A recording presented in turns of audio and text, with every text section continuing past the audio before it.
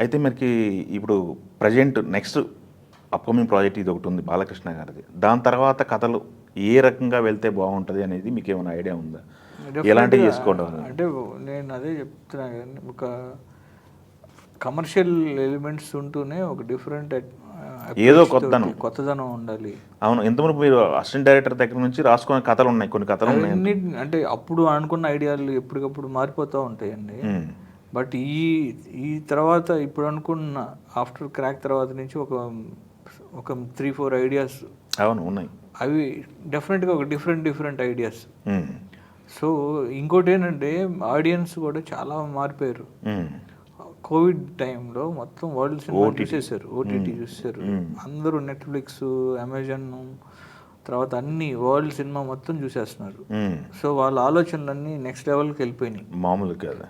So వాళ్ళని మనం reach అవ్వాలంటే మనం చాలా అప్డేట్ అవ్వాలి అన్ని విషయాల్లోనూ.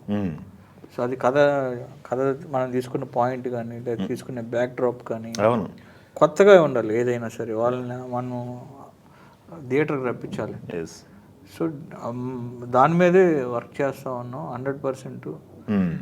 ఒక రెగ్యులర్ ఫార్మాట్లో తీస్తే వర్కౌట్ అవ్వదు. ఇప్పుడు ఏదో ఒకటి కొత్తది కావాలి అంతే.